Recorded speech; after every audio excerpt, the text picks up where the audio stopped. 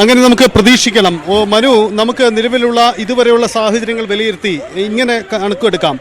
അപകട കാരണത്തിനായത് ഇത്ര വലിയൊരു അപകടം ഉണ്ടാക്കിയത് 4 കാരണങ്ങൾ. ഒന്ന്, ഓവർലോഡ് ഇത്തരമൊരു അപകടത്തിന് ഇടവച്ചേക്കാം. മറ്റൊന്ന്, അമിത വേഗം അപകടത്തിന് കാരണമായിരിക്കാം. മറ്റൊന്ന്, റോഡ് നിർമ്മാണത്തിലെ അപാകതയാണ്. അതൊരു വലിയ പരാതിയായി ഉയർന്നു വരുന്നുണ്ട്. അടുത്ത ഒരു കാരണമായി ചൂണ്ടിക്കാട്ടാൻ കഴിയുന്ന ഒരു കാര്യം ഡ്രൈവറുടെ അശ്രദ്ധയോ അല്ലെങ്കിൽ മദ്യപിച്ചിരിക്കാനോ ഉള്ള സാധ്യതയാണ്. എന്തായാലും ഇക്കാര്യത്തിൽ സ്ഥിരീകരണം ഉണ്ടായിട്ടില്ല, അത് ഉണ്ടാവേണ്ടതാണ്.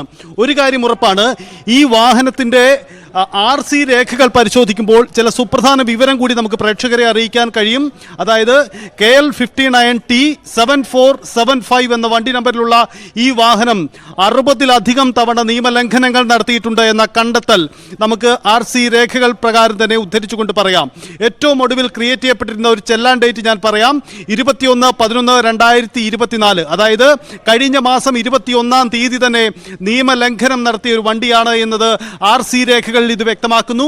അത് ഓവർലോഡിംഗ് ആണ് ആ നിയമലംഘനം എന്നതും RC രേഖകൾ, മോട്ടോർ വാഹന വകുപ്പിന്റെ രേഖകൾ പ്രകാരം തന്നെ വ്യക്തമാവുന്നുണ്ട്. അതായത് ഒരു കാര്യം വ്യക്തമാണ്, നിരവധി ഘട്ടങ്ങളിലായി ഓവർലോഡിന്റെ പേരിൽ നിയമലംഘനങ്ങൾ നടത്തിയിരുന്ന വണ്ടിയാണ് ഇത്. മറ്റ് നിരവധി ചെല്ലാനുകൾ രേഖപ്പെടുത്തി തമിഴ്നാട്ടിലടക്കം പലപ്പോഴും പിഴ ഒടുക്കിയിട്ടുണ്ട് എന്ന രേഖകൾ കൂടി നമുക്ക് ലഭ്യമാവുന്നുണ്ട്. അപ്പോൾ സ്ഥിരമായി നിയമലംഘനങ്ങൾ നടത്തിക്കൊണ്ടിരുന്ന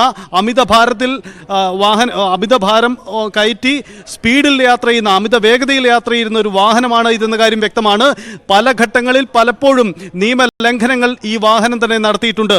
തളിപ്പറമ്പ് രജിസ്ട്രേഷനുള്ള വാഹനമാണിത്. വാഹനത്തിൻ്റെ നമ്പർ ഒരിക്കൽ കൂടി ഞാൻ പറയാം, KL 59T7475 എന്ന വാഹനമാണ് അപകടത്തിൽപ്പെടുന്നത്. നാട്ടുകാരുടെ പ്രതിഷേധത്തിന് കഴമ്പുണ്ട്, അതിന് വ്യക്തമായ ചിത്രമുണ്ട്. കാരണം ഡ്രൈവറോ അല്ലെങ്കിൽ ആ വാഹനത്തിന്റെ നീക്കത്തിലോ അപകടമുണ്ടായിരുന്നു എന്ന് ജനങ്ങൾക്ക് ബോധ്യപ്പെട്ടിട്ടുണ്ട്. മറ്റൊരു കാരണം ആ പ്രദേശത്തെ റോഡാണ്. നേരത്തെ സൂചിപ്പിച്ചതുപോലെ ഇത് സംബന്ധിച്ച് അധികൃതർക്ക് പലവട്ടം പരാതികൾ ഉയർന്നിട്ടുള്ളതാണ്. ഈ മേഖലയിലെ പനയമ്പാടം ഭാഗത്തെ റോഡിന് അപാകതകളുണ്ട്,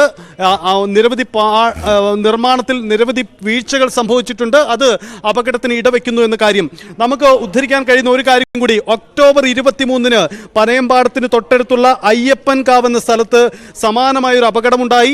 അന്ന് 5 പേരാണ് അവിടെ മരണപ്പെട്ടത്. അന്ന് കാറും ലോറിയും ആണ് കൂട്ടിയിടിച്ച് അപകടമുണ്ടായത്. അതായത് ഈ മേഖലയിൽ, ഈ റോഡിൽ ചില അപാകതകളുണ്ട്, നിർമ്മാണത്തിൽ പിഴവുകൾ സംഭവിച്ചിട്ടുണ്ട് എന്ന നാട്ടുകാരുടെ ആക്ഷേപം ശരിവെക്കുന്നത് തന്നെയാവണം ഇത്. ഒരുപക്ഷെ ഈ അപകടത്തിനെ ഇത്ര പെട്ടെന്ന് തന്നെ നാട്ടുകാർ സംഘടിച്ച് ഇത്ര പ്രതിഷേധം നടത്തിയതിന് കാരണവും അതുതന്നെയാവാം. നേരത്തെയും ഉന്നയിക്കപ്പെട്ടിരുന്നതാണ് ഇതൊരു അപകട മേഖലയാണ് എന്ന കാര്യം. അങ്ങനെയെങ്കിൽ വിളിച്ചു വരുത്തിയ ദുരന്തമാണോ അപകടമാണോ എന്ന ചോദ്യം കൂടി ഉയർന്നു വരികയാണ്. നമുക്ക് ഈ മണിക്കൂറുകളിൽ ആ കുട്ടികളുടെ അവസ്ഥകളെ ആണ് നമുക്ക് കൂടുതലായി പരിഗണിക്കേണ്ടത്. എന്തായാലും അപകട കാരണവും അതിൻ്റെ മറ്റ് വിഷയങ്ങളിലേക്കും വിശദമായി തന്നെ കടക്കേണ്ടതുണ്ട്. ഗതാഗത മന്ത്രി സൂചിപ്പിക്കുന്നത് പോലെ സംസ്ഥാനത്ത് ഓവർലോഡ് കയറ്റി യാത്ര ചെയ്യുന്ന വാഹനങ്ങളുടെ എണ്ണം പെരുകുകയാണ്. നമുക്ക് മുന്നിൽ പല അനുഭവങ്ങൾ മുമ്പും ഉണ്ടായിട്ടുണ്ട്. അശ്രദ്ധമായ ഡ്രൈവിംഗ് മൂലമുണ്ടാകുന്ന നിരവധി അപകടങ്ങളുണ്ട്. തൊട്ടടുത്തായി തന്നെ നമുക്ക് ചൂണ്ടിക്കാണിക്കാൻ കഴിയും. ഗുരുവായൂർ വഴി യാത്ര ചെയ്തപ്പോൾ റോഡിൽ ഉറങ്ങിക്കിടക്കുകയായിരുന്ന നാടോടി സംഘത്തിന് മേലേക്ക് പാതിരാത്രിയിൽ ഒരു വാഹനം ഓടിച്ചു കയറ്റി ഉണ്ടായ അപകടം സംഭവിച്ചത് ഡ്രൈവറും ക്ലീനറും മദ്യപിച്ച് വാഹനം ഓടിച്ചു എന്ന അതിഗുരുതരമായ ഒരു പിഴവ് വരുത്തിയതാണ് അത്തരം ദാരുണമായ ഒരു ദുരന്തത്തിന് ഇടവച്ചത്. ഇവിടെയും സമാനമായ അശ്രദ്ധയാണോ സംഭവിച്ചത് എന്ന വലിയ ചോദ്യങ്ങൾ ഉയർത്തുന്ന വിഷയമായി കൂടി ഇത് മാറുകയാണ്. നമുക്ക് തീർച്ചയായും ചർച്ച ചെയ്യപ്പെടേണ്ടതാണ്. ഒന്നോർത്തു നോക്കുക, സ്കൂൾ വിട്ട് സ്വന്തം വീട്ടിലേക്കുള്ള മടക്കയാത്രയിൽ മാതാപിതാക്കൾ തങ്ങളുടെ വരവ് കാത്തിരുന്ന ഘട്ടത്തിലാണ് ഇത്തരമൊരു ദുരന്ത വാർത്ത നമുക്ക് മുന്നിലേക്ക് ഉണ്ടാവുന്നത്. ഒരുപക്ഷെ TV-യിലോ അല്ലെങ്കിൽ മാധ്യമങ്ങളിലൂടെ ഇത്തരം ഒരു അപകടം ഉണ്ടാവുമ്പോൾ അത് തങ്ങളുടെ മക്കൾക്ക് പറ്റിയ അപകടമാണ് എന്ന വലിയ ഞെട്ടിക്കുന്ന ഒരു സത്യം അവർ മനസ്സിലാക്കിയ ആ നിമിഷം, അതിൻ്റെ ഒരു ഭീകരത എത്ര വലുതാണ് എന്ന് ആലോചിച്ച് നോക്കുക. അതാണ് അവിടെ സംഭവിച്ചത്. ഒരു കാര്യം വ്യക്തം, ആ വാഹനം നിരവധി തവണ നിയമലംഘനങ്ങൾ നടത്തിയിട്ടുള്ള വാഹനമാണ്. ഓവർലോഡ്, അമിത ഭാരം കയറ്റി നിരവധി തവണ യാത്ര ചെയ്ത് അപകടം വരുത്തിയിട്ടുള്ള വാഹനമാണ്. ഓവർ സ്പീഡ് എന്ന വലിയ കുറ്റം വരുത്തിയിട്ടുള്ള വാഹനമാണ്. എന്താണ് ഈ അപകടത്തിന് കാരണമായത് എന്ന പ്രധാനപ്പെട്ട ചോദ്യമുണ്ട്. ആ മേഖല പലവട്ടം അപകടത്തുരുത്താണ്. നിരവധി അപകടങ്ങൾ അവിടെ ഉണ്ടായിട്ടുള്ളതാണ് എന്ന് നാട്ടുകാർ തന്നെ ചൂണ്ടിക്കാട്ടുന്നു. എന്തായാലും വലിയ ഭീകരമായ ദാരുണമായ ഒരു അപകടം തന്നെയാണ് സംഭവിച്ചിരിക്കുന്നത്.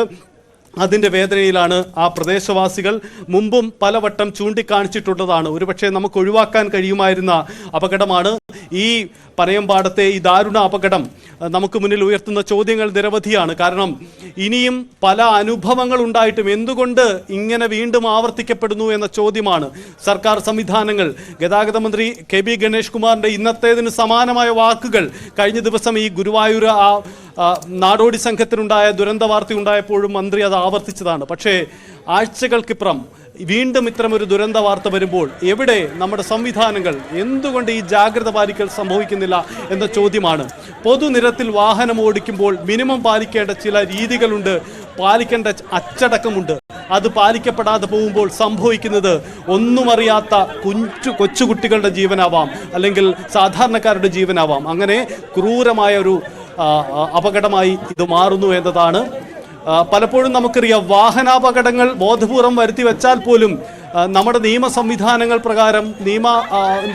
പ്രകാരം താരതമ്യേന കുറഞ്ഞ ശിക്ഷ മാത്രമേ അതിന് വകുപ്പുള്ളൂ. അത് പഴുതായി മാറുന്നുണ്ടോ, അതൊരു ലൂസ് പോയിന്റായി മാറുന്നുണ്ടോ എന്ന ഗൗരവമായ ചോദ്യം കൂടി ഇത് ഉയർത്തിവിടുന്നുണ്ട്. എന്തായാലും ഈ ദുരന്തമുണ്ടാക്കുന്ന വേദന അതിഭീകരമാണ്. ഇപ്പോൾ ആ സ്ഥലത്തെ സാഹചര്യം എങ്ങനെയാണ്? അപകടം നടന്ന് മണിക്കൂറുകൾക്കൊടുവിലാണ് ലോറി അവിടെ നിന്ന് എടുത്തു മാറ്റാൻ കഴിയുന്നത്. പലവട്ടം ശ്രമിച്ചിരുന്നു, പക്ഷേ കഴിഞ്ഞില്ല. ഒടുവിൽ എടുത്തുമാറ്റി എന്നതാണ്. ആദ്യ മണിക്കൂറുകളിൽ വന്ന വാർത്ത ഇങ്ങനെയായിരുന്നു: ലോറി ഒരു സ്കൂൾ ബസ്സിലേക്ക് ഇടിച്ചു കയറി എന്ന വാർത്തയാണ് വന്നത്. പിന്നീട് അതിൻ്റെ വ്യക്തത വരുന്നത് സ്കൂൾ വിട്ട് റോഡിൻ്റെ സൈഡിലൂടെ യാത്ര ചെയ്തു പോകുന്ന കുട്ടികൾക്കിടയിലേക്കാണ് ഈ അമിതഭാരവും അമിത വേഗതയുമായി എത്തിയ ഈ ലോറി പാഞ്ഞു കയറിയാണ് ഈ ദുരന്തമുണ്ടായത്. തുടർന്ന് റോഡിൻ്റെ താഴ്ഭാഗത്തേക്ക് മറിഞ്ഞു വീണ ലോറിക്ക് അടിയിലേക്ക് ആ കുട്ടികൾ വീണു പോവുകയായിരുന്നു. എത്ര ദാരുണമായ ഒരു അപകടം സംഭവിച്ചു എന്നതാണ്.